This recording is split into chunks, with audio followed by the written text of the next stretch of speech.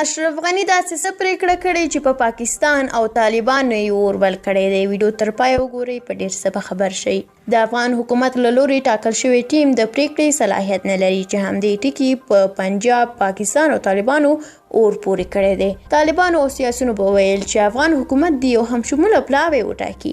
اوس چې افغان حکومت همشموله پلاوی وټاکه، طالبان یې نه مني چې همشموله نه دی.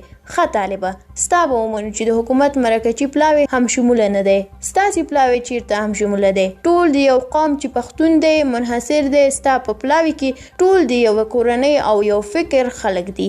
جنسیتي بیلانس یې نه دی برابر. د افغانستان نورو قومونو لکه تاجک، ازبک او هزاره ځای پکې په دوربین کې هم نه لیدل کیږي. خو د افغان حکومت په پلاوی کې د افغانستان د هر قشر او هر فکر غړو ته پکې ځای ورکول شوی او په جنسیتي بیلانس هم برابر ټیم دی. هیوادوالو طالبانو ته کومه بله پلمه نه ده پاتې چې روانې خبرې پرې سبوتاژ کړي.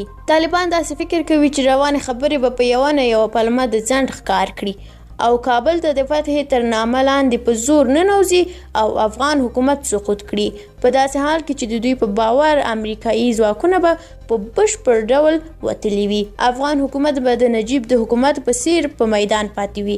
څوک به یې ملاتړ ته نه راتانګي. دوی به په کابل کې بیا تیر امارت حاکم کړي، خو داسې به هیڅکله ونه شي.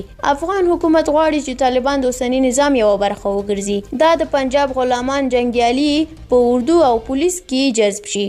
د قطر ډوډۍ خورو ته وزارتونه او یا بهر کې یو شمیر سفارتونه په واک کې ورکړي. خو طالبان داسې نه غواړي. طالبان غواړي چې د ټوپک له لارې هدف ته ورسیږي او تاریخي فتحه یې ونوموي، خپل امارت حاکم کړي او بشپړ واک په خپل قدرت کې ونیسي. خو دا هلته ممکن دي چې د افغانستان اوسنی پوځ ته د جګړې په ډګر کې ماته ورکړي.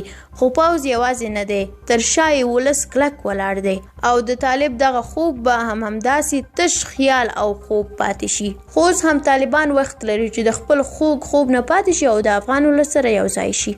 درنو لیدونکو، مننه چې ویډیو تر پای ولیدله. که ویډیو مو خوښه شوې وي نو حتما یې لایک کړئ. که کوم نظر لرئ د طالبانو په اړه نو حتما یې زموږ سره شریک کړئ. تر بلې ویډیو الله مو مل شه.